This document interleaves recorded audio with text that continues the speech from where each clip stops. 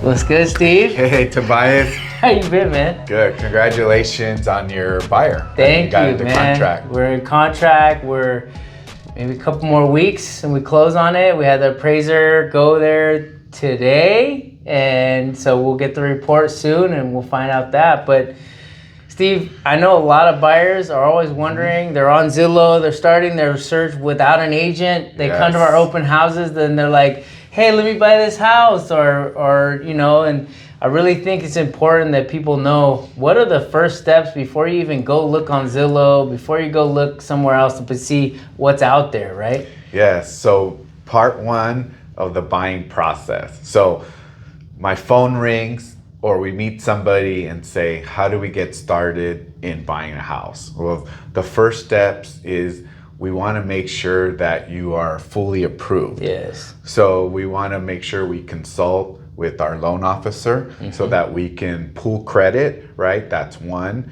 Two, we want to go through the payments and how much they can get approved for. Right, not even just approved for, but you want to make sure what's comfortable, right? Like, I know that my cousins just bought a house and they're like living paycheck to paycheck because they wanted to buy a single family home. Yeah. They went in together and they're really just like, hey, we're gonna max this out so we can get what we want. And I love what you said right there, right?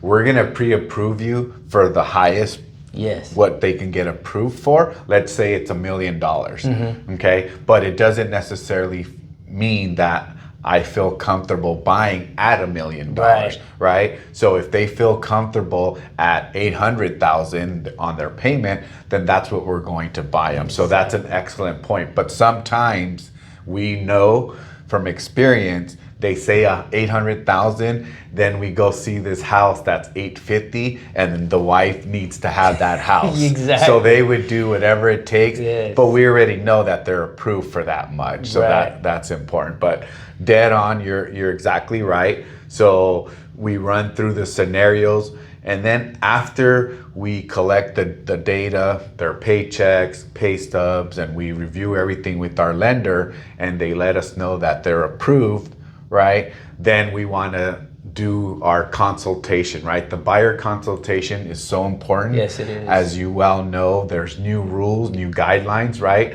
We need to sign a BRBC because we want to explain the buying process because it's not like before. No, it's not. So we want to make sure that we go through all the proper steps when you're submitting an offer, how much deposit, what are contingencies, like you mentioned, you know, inspections, loan process, appraisal process. So those are our, and with these buyers that you have, give us a little, what were some of the questions that your buyer had? Yeah, so I think when we initially started, they basically were like, well, where do we start, right? And so it was, hey, I need to connect you with our lender, right? The lenders that I work with are solid. They'll make sure that everything's checked twice. We move through that process.